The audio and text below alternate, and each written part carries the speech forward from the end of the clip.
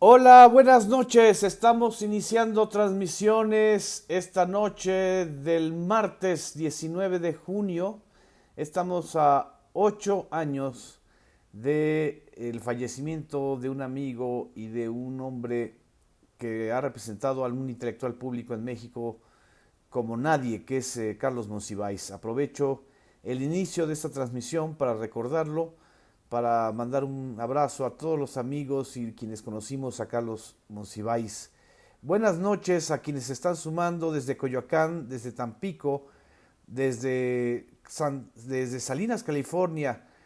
Y también muchas gracias a Águeda Hernández, que está recordando a Carlos Monsiváis desde Tlaxcala, desde San Luis Potosí, desde Mazatlán. Muchas gracias. Vamos a cambiar la pantalla para que nos veamos directamente. Pues buenas noches. No vamos a hablar específicamente de la obra de Carlos Monsiváis, sino también de algo que nos han pedido que comentemos en las redes sociales, en estas transmisiones de streaming, tanto en Facebook Live como en Periscope. Y pues saludos a Monsi desde alguna parte de la galaxia felina, nos estará escuchando y nos está apoyando y nos está viendo. También muchas gracias a los que nos están viendo desde Ocoyoacac, desde Santa Úrsula, Xitla, y desde Yucatán, desde el puerto de Progreso, México Analytics. Muchas gracias. Es un tema muy delicado, muy preocupante el del agua, porque si algo faltaba para las reformas estructurales o para que las reformas estructurales de Enrique Peña Nieto estuvieran completas, era pues justamente la posibilidad de dar nuevas concesiones para uso industrial, inmobiliario, extractivo, para la minería, para la industria de los hidrocarburos, sobre todo para el fracking, en varias de las cuencas hidrológicas del país. Y miren, para que no digan que no leemos el decreto, aquí lo tengo a mi lado ustedes lo estarán viendo del lado de izquierdo, este es el lado derecho, estoy viendo el decreto que fue emitido el 6 de junio del 2018. Son 10 decretos del presidente Enrique Peña Nieto, que básicamente se los menciono muy rápido. En todos se suprimen las vedas en las cuencas hidrológicas de las zonas de el río Galindo, río San Juan, en varias zonas de la subregión hidrológica del río Pánuco. El río Pánuco es uno de los que va a alimentar a Monterrey, a la zona industrial. El otro decreto es el que suprime las vedas existentes en las cuencas hidrológicas del río Tlaltenango, río San Pedro, presa Calles, presa El Niágara. Todas estas zonas forman parte de la región hidrológica número 12 de Lerma Santiago en el Estado de México. El otro decreto suprime las vedas en las cuencas hidrológicas del río Ixtapa y varias zonas que forman parte de la región hidrológica número 19, Costa Grande de Guerrero, nada más y nada menos que la Costa Grande de Guerrero. En el decreto siguiente se suprimen las vedas existentes en las cuencas hidrológicas del río Papagayo, del río Petaquillas, todas forman parte de la región hidrológica de la Costa Chica de Guerrero. O sea, la costa, están levantando la veda en la Costa Grande y en la Costa Chica de Guerrero. Y por otro lado, el siguiente decreto son 10 decretos. Estamos en el quinto. Es el que suprime la veda existente en las cuencas hidrológicas del río Potosí, río Camacho, río Pavillo. Es la cuenca de Soto la Marina, de San Fernando Soto la Marina, que es la región hidrológica número 25. Y así la siguiente es la de río Actopan y río La Antigua. Es la zona hidrológica o la región hidrológica número 28 de los ríos Papaloapan y otras zonas aledañas. El otro decreto es el de las cuencas hidrológicas de Salado, Cocula, Ahuacatlán, que corresponden a la región hidrológica número 14 de Ameca.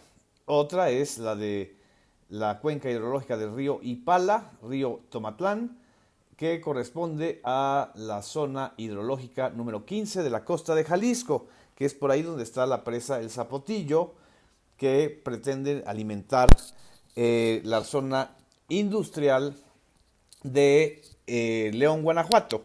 Y luego está la otra cuenca hidrológica número 28 del Papaloapan, que es una cuenca muy importante en la zona de Veracruz. Y por otro lado está la presa La Concordia y de la cuenca o de la región hidrológica número 30 de Grijalba, Usumacinta. Estos son los 10 decretos que el 6 de junio, a 3 semanas antes de la elección presidencial, el presidente Enrique Peña Nieto decide lanzar a través del Diario Oficial de la Federación. ¿Por qué lo hace 3 semanas antes de la elección presidencial? ¿Qué es lo que quiere asegurar? Nosotros hicimos el análisis y lo que corresponde es que como no pasó la ley Korenfeld en 2015, que era la ley general de aguas nacionales, una reforma a la ley general de aguas nacionales, se llamaba ley Korenfeld porque Korenfeld, David Korenfeld, el famoso exdirector de Conagua que tuvo que renunciar porque lo pillaron utilizando para uso personal los helicópteros de la Comisión Nacional del Agua, pues bueno, Korenfeld es un representante muy destacado del capital financiero que está interesado en la privatización del agua desde el Estado de México. O sea, él participó en el gobierno de Enrique Peña Nieto en el Estado de México. En el 2016 y en el 2018 hubo otro intento legislativo para hacer una reforma a la ley de aguas que todas tenían la misma intención, poder facilitar el uso industrial, extractivo e inmobiliario de la ley de las aguas de las cuencas hidrológicas nacionales. Con este decreto, lo que en realidad están haciendo es el reordenamiento de 295, casi 300, de un total de 757 cuencas hídricas que existen en el país, que representan el 55% de las aguas superficiales.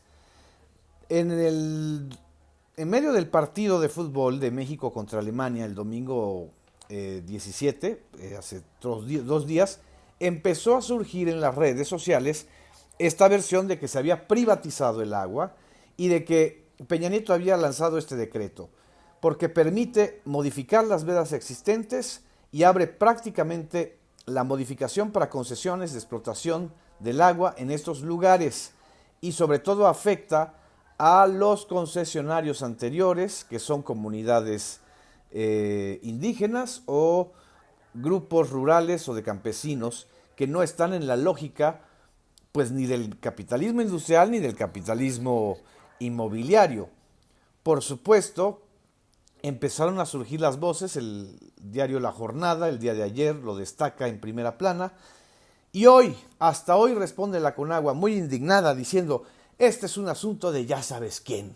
Y ya sabes quién, pues López Obrador ni siquiera ha dicho nada. Ahorita me estaban preguntando que qué había dicho López Obrador del asunto.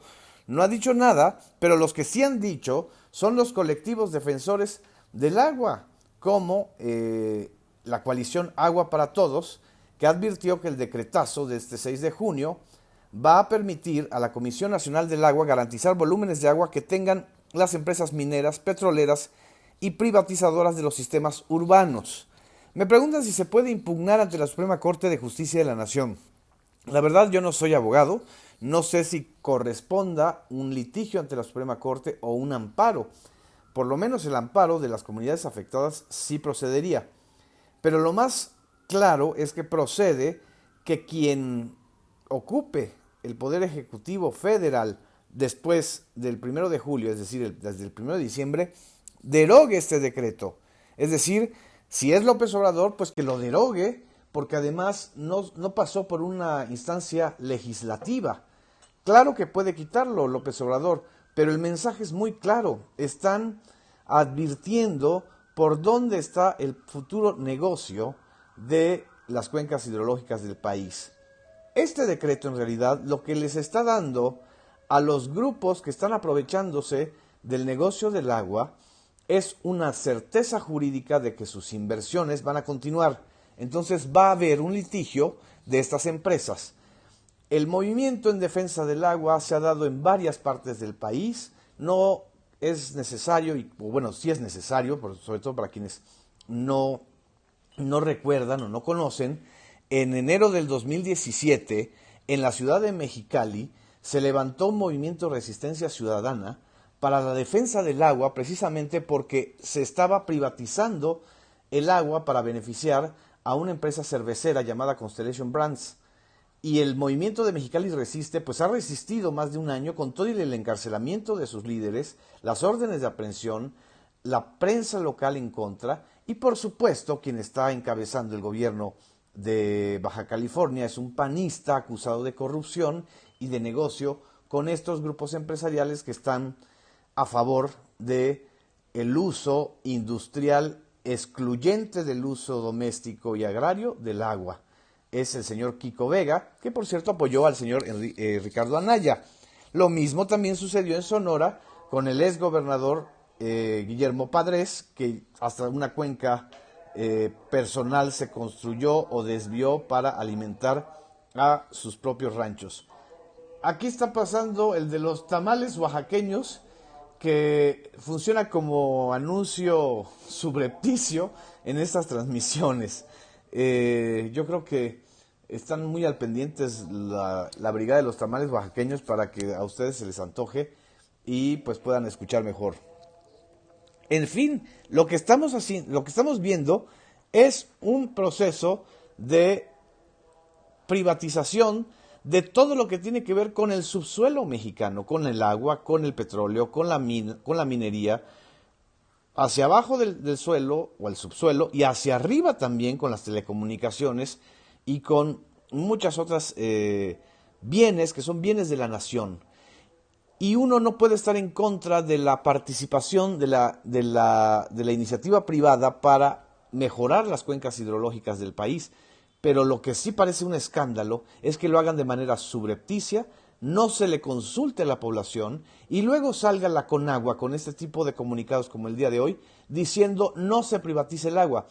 Cualquier experto en comunicación sabe que cuando algo es una negación, sobre todo viniendo de las autoridades, resulta ser una afirmación. Si tan nerviosos están por este decreto y por la reacción social que ha habido, entonces ni siquiera se tomarían la molestia de decir no hay ninguna privatización, al contrario, estamos socializando el uso del agua y están sacando el asunto de la defensa del medio ambiente como si fuéramos idiotas y pensáramos que bueno, realmente Peña Nieto tiene buenas intenciones, los empresarios que están con él y funcionarios de Conagua pues son tan honestos, tan a toda prueba defensores del medio ambiente, que están preocupadísimos por el cambio climático. Que no nos vengan con estos juegos, es decir, que informen a la población bien y que involucren a las organizaciones defensoras del agua y de los derechos del agua. Yo no soy un experto en el tema hídrico, pero también sé informarme y sé ver lo que está sucediendo. Es una intención reiterada durante la segunda parte del sexenio de Enrique Peña Nieto por buscar la apertura de la legislación en materia de agua para permitir la inversión nacional y extranjera.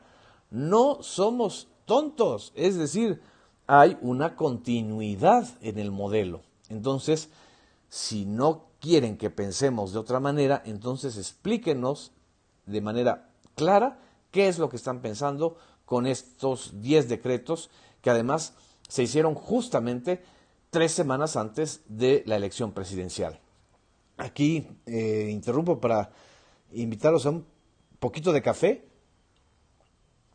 Un café de la cuenca del Papaloapan, precisamente. Pues imagínense cuántos grupos y sectores agrícolas podrían ser perjudicados si se privilegia el uso de estas cuencas hídricas para otras funciones.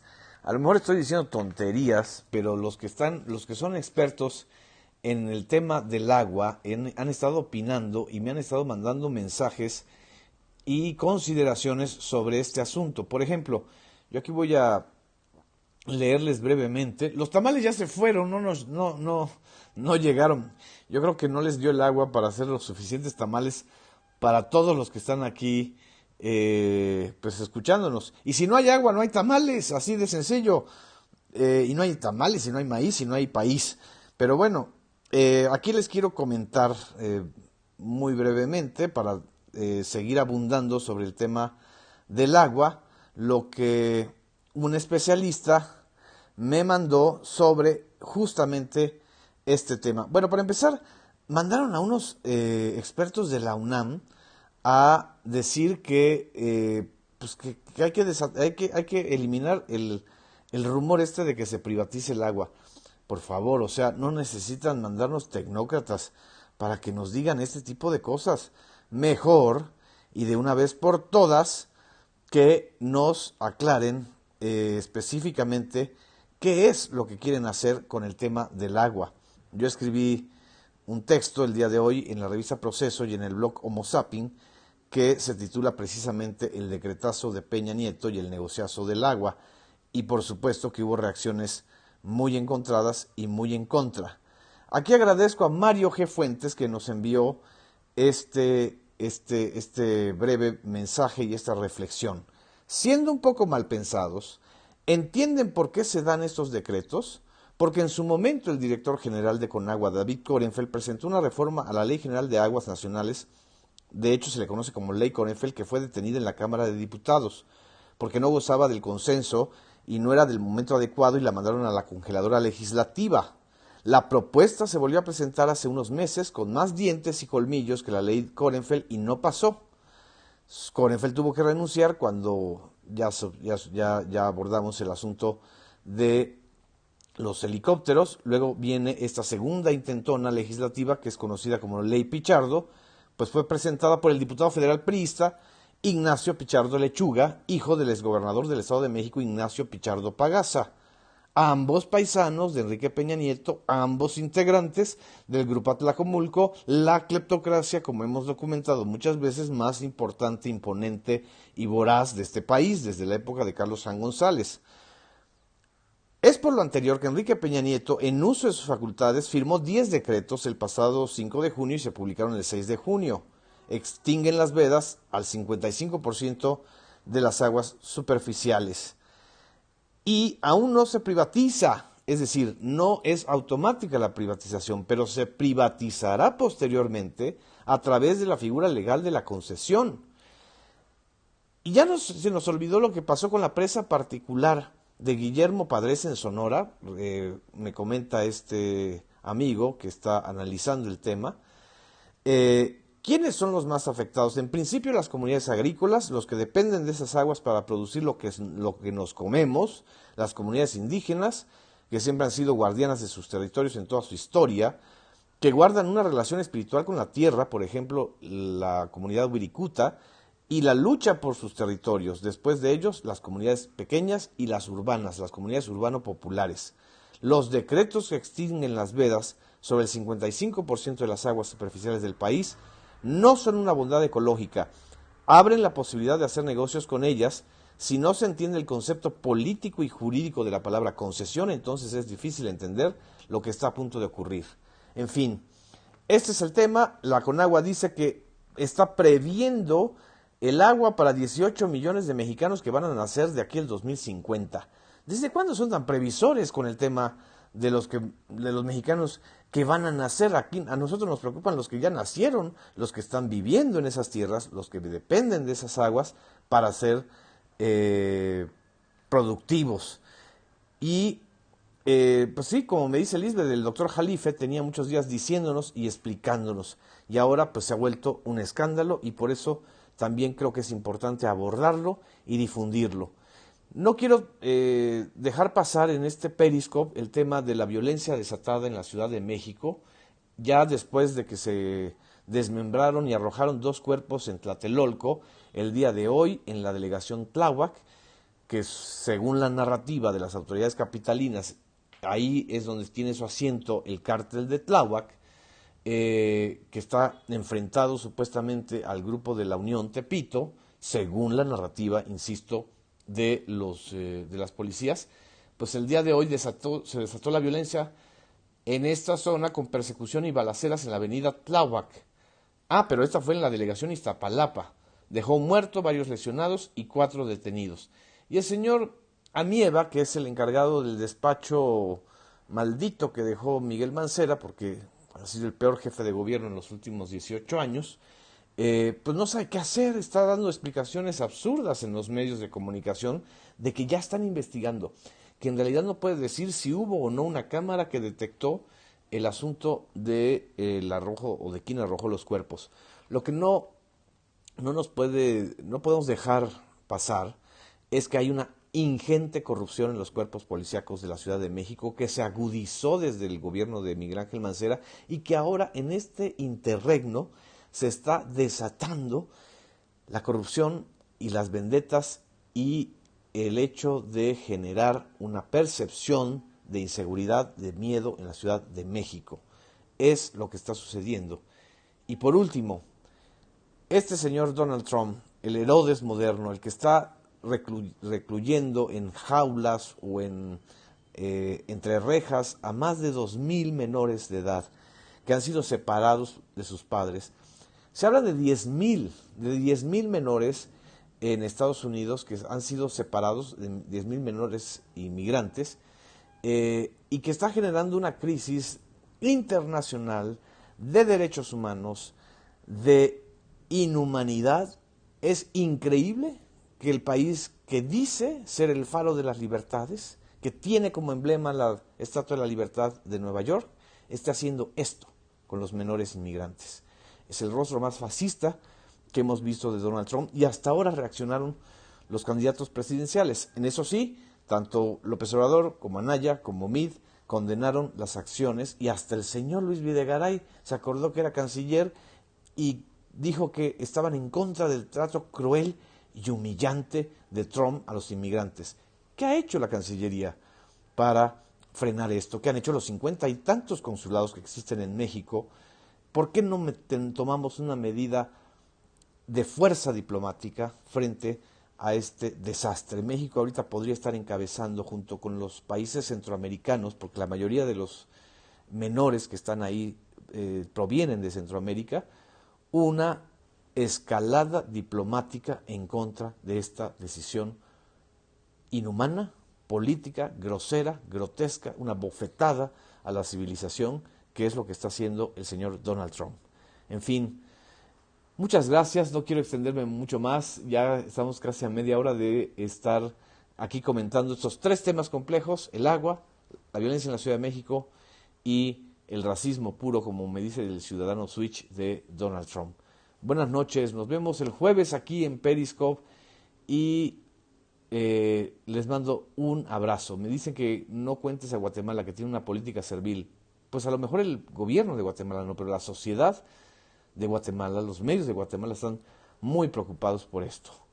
Buenas noches, muchas gracias.